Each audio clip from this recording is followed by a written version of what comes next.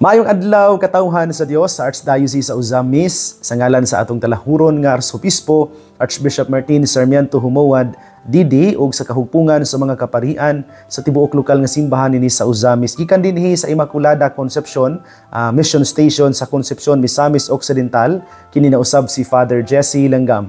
Magahatod kaninyo sa pamalandong karong adlaw karon nga Huwebes sulod sa ikalima nga semana sa Kwaresma, Marso 21, 2024. Ang ebanghelyo nga atong pamalandungan karong adlaw mga igsuon atong kutluon gikan sa ebanghelyo sumala ni San Juan.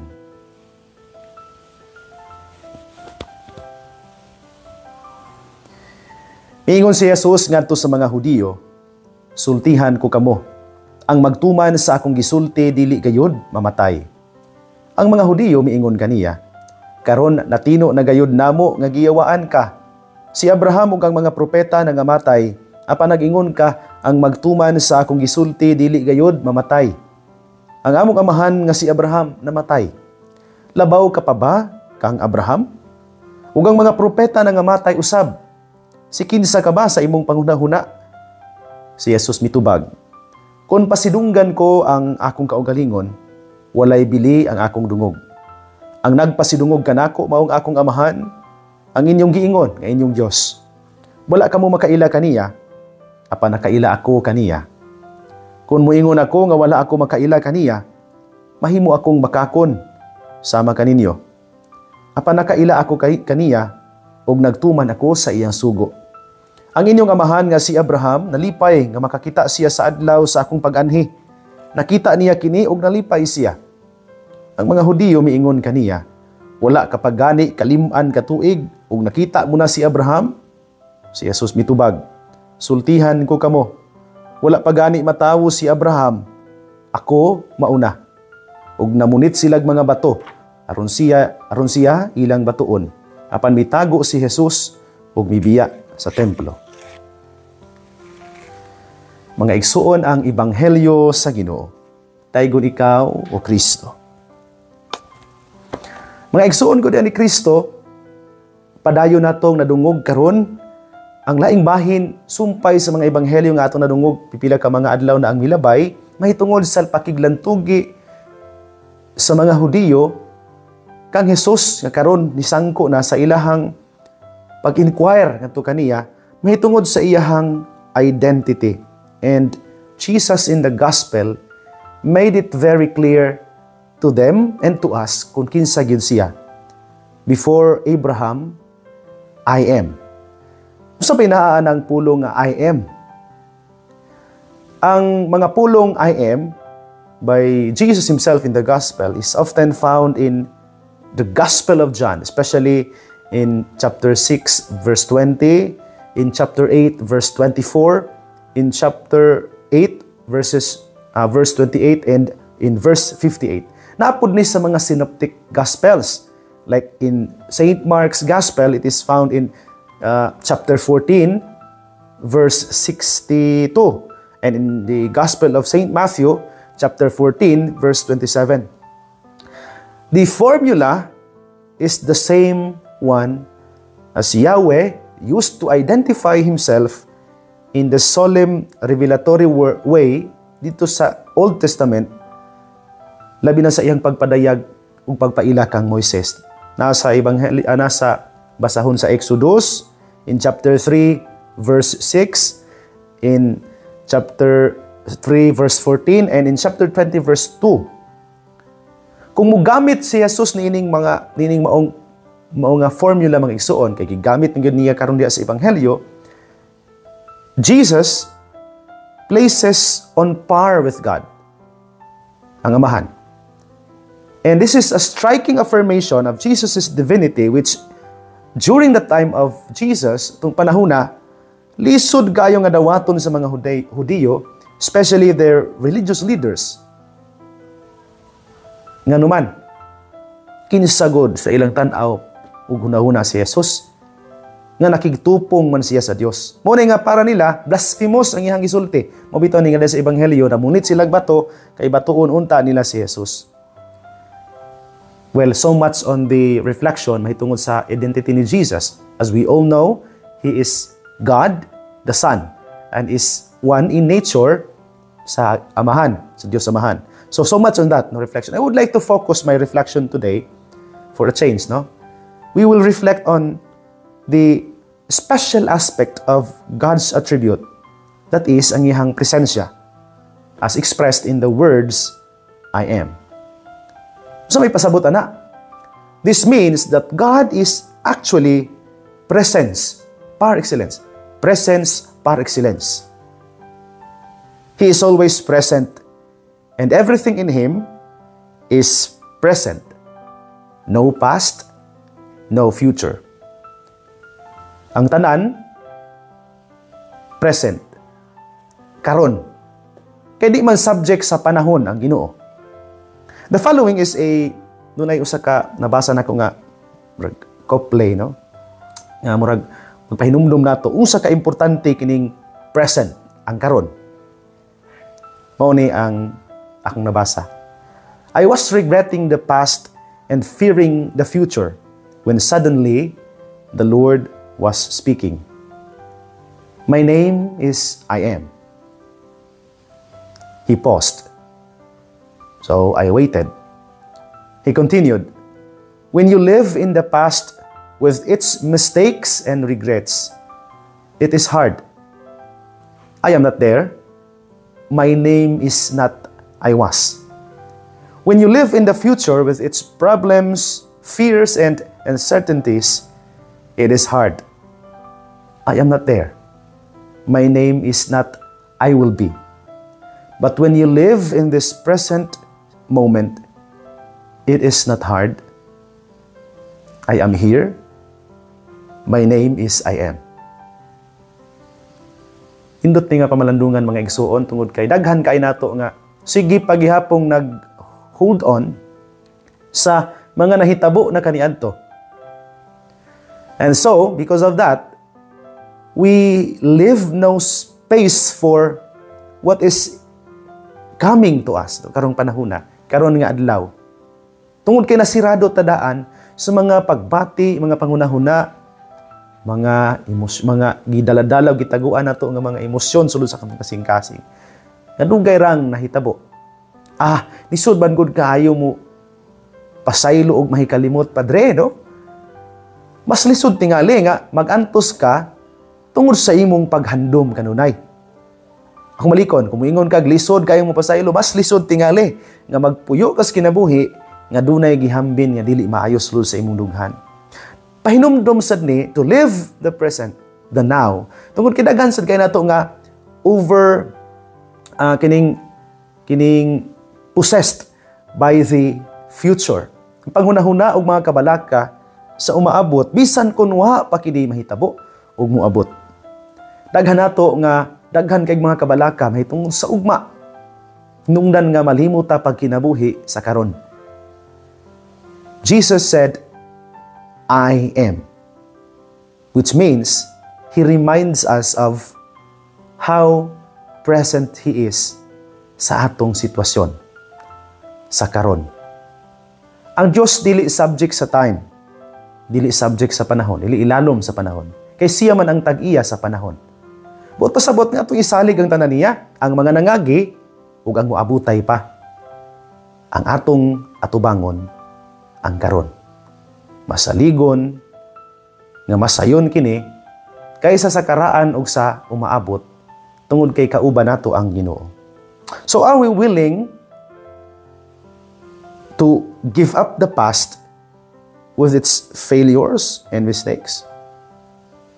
Or are we still living atong mga nanglabay na ug humana?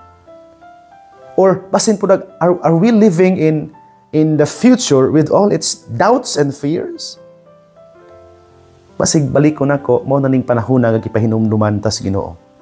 To live right here and now in this present moment, especially that He is here with us. I am, meaning He is with you. He is with us always. Karong adlaw, ug sa tanang mga adlaw sa atong kinabuhi, tungod kay siya may tag-iya sa panahon. Dagan nato nga moingon, Father, hapit naman Biyernes Santo, pasakit ang Ginoo, pwede mulahos lang ta sa kining Easter Sunday, no?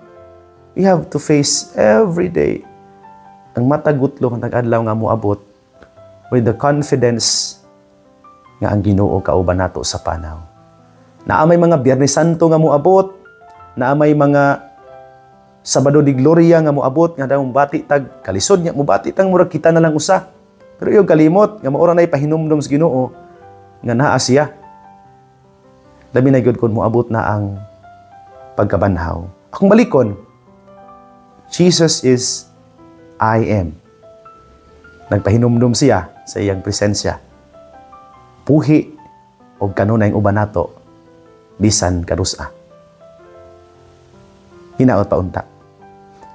Mga igsoon ko ni Kristo din hinalang kukutob apan sa dili pa nako tapuson kining pamalandong tuguti una ko sa pagtunol sa akong greeting sa tanan ng karong adlaw nagsunod ug namati nining atong programa kaninyong tanan daghan kaayo nga salamat. Unang-una I would like to express as well my prayers and condolences sa pamilya ni Father Joe Maghinay nga mipanaw na sa laing kalibutan and ang mga kaparian sa Archdiocese puli-puli na og panggimisa no sa iyang haya nga tuwa mahimutang sa Lopezina sa ilahang balay likod sa kumbento no unahan gamay sa kumbento dito lang kamo agi sa likod makaadto ka sa ilang balay tuwa dito ang iyang haya and kami nga mga kaparian sa St. Mark Denery Father Elias Tabuco sa Concepcion sa Pandalaga si Father Edgardo Ponce sa Baliangaw si Father Regidor Abalde sa Plaridel Centro, si Father Jason Panagiton sa Look,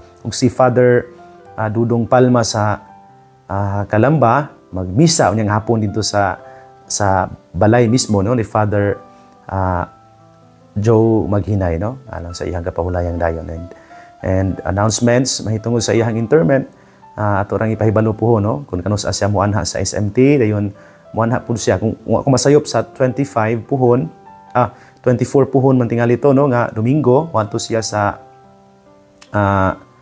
check na to ang schedule para maklaro na to.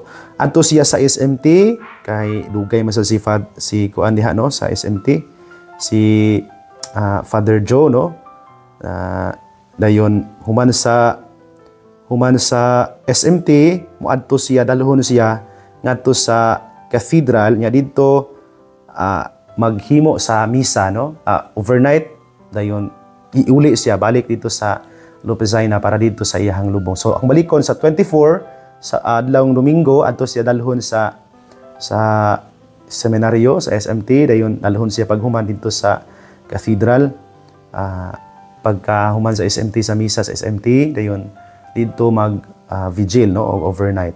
Dayon iuli siya pagkaugma dito sa Lopezina kay dito man ang iyahang lubong. So atong mga pag-ampo no para ni Father Joe Maghinay. Si Father Joe Maghinay na ila tungod sa iya mga composed songs no para sa GSK o mga kapilya nato no. Munang he has become a part no sa journey sa atong pagkasimbahan. Muning mapasalamaton ta kaayo niya no sa iyahang mga nahimo para sa Archdiocese sa Ozamis. Ako pud nga pasalamat sa mga nagsunod karong adlaw nini atong programa. Kaninyong tanan daghan kaayo nga salamat sa inyong makanunayon nga pagsuporta kanato dinhinining atong pamalandong uban namong duha ni Archbishop Martin atong talahuron nga Arsobispo. Salamat mga nagsunod nato diha sa tagsa-tagsa ka mga panimalay, mga suki natong tigpaminaw nga adlaw-adlaw nagsunod gyud nining atong program. Salamat kay ninyo. Mga pamilya, individual nga sa kanunay nagasunod namati nining atong programa. Salamat kaayo ninyo. Akong pasalamat sa mga nagsunod unya namati pud nato bisan kundi na ta maabot no sa ilahang TV o radio pero makuha ta nila social media no. Salamat kay ninyo diha labi na to mga naabot sa tong pamalandong bisan kung langyo na kay nga mga dapit ug lugar sa Pilipinas o gawas sa nasod. Kaninyong tanan daghan og daghan kaayo nga salamat. Ako pud nga special nga greetings karong adlaw sa mga pamilya nga nanikay-sikay nangandam para sa ilang pamahaw ug paniudto katong mga nang eskwela atong nagprepare para sa ilang mga trabahuan may adlaw may buntag ninyo sa mga vendors nato mga farmers mga mangingisda salamat kaayo may buntag ninyo sa mga nagtrabaho karon sa mga buhatan may adlaw may buntag no. Ako pud nga pasalamat sa mga taga dinhi sa Concepcion nga walay puas pod nga nagsunod nining atong programa. Salamat kaayo labi na gyud sa pamilya Luquias, sa pamilya Baluyos, Henutan, Razonable, Sinconiege, salamat sa pamilya Gayola, ay buntag, salamat kay ninyo. Akong pasalamat pod ni Mayor Jesse Vinia, no, nga siging nga tabang na to din sa parokya, no. Salamat sa bugas nay, no, nga imong gipahatod para sa kumbento. Salamat kaayo. Salamat pod ni Ma'am Merlin T. Camara nga naghatag na to og para panud-an, no. Salamat kaayo. Salamat sa pundok sa LGU nga naningkamot pod kanunay matabangan ato ang mga financial nga mga panginahanglan sa parokya. Basta na mga panginahanglan nun nga importante kayo, duulon na nato sila. Dali sila kay mutabang nato. Salamat kay ninyo, no. Sa akong mga silingan pod nga mga suod nga higala, labi na gyud silingan nga parokya sa Pangnalaga. Salamat ninyo, no. Naapoy nagpakita kanunay sa inyong concern para nato dinhi sa parokya. Salamat kay ninyo diha. Sa pamilya Pao, Abing, Estreliada, ikaw, salamat kayo. Sa pamilya Yamuta, Vinia, salamat kayo. Sa pamilya Dominguez, sa pamilya Sumalpong, salamat kayo. Sa pamilya ni Ati Cheche Iyap, kang si Ryan ug Ati Anging Oliveros, kang Kuya Antonio ug Ati Allen Go, no? Salamat kayo ninyo sa inyong kanunay nga pagpaningkamot makatabang nato dinhi sa parokya. Sa pamilya ni Ma'am Lizel ug Julius Bungabong, thank you so much no ninyo. Kung pag-ampo nga ang Dios magapanalangin ug magabalos kanunay sa inyong kaayog kamanggihatagon. Mga igsuon dinhi na lang ko kutob, ayog kalimot ang pulong sa Dios ang ayan gayod nga pamation, pamalandungan ug paningkamutan nga mapuy-an. Mulahan ang tao nga naningkamot magpuyo sa pulong ni Jesus, sama siya sa kakahoy nga gitanom daplin sa sapa kansang mga dahon bisan kunting init dili gayud malaya. Ug timpo sa ting bunga, muhatag usab siya kanunay maayong bunga. Igsuon, ugma na usab uban sa panabang ug pangama sa atong mahal nga inahan si Santa Maria atong gitawag mga misamisnon ug ang Birhen sa kuta, ang Dios sa kanunay magapanalangin unta kaninyo. Sa ngalan sa Amahan, sa Anak ug sa Espiritu Santo. Amen. Mag-amping ug mag-ampo kanunay. Igsuon.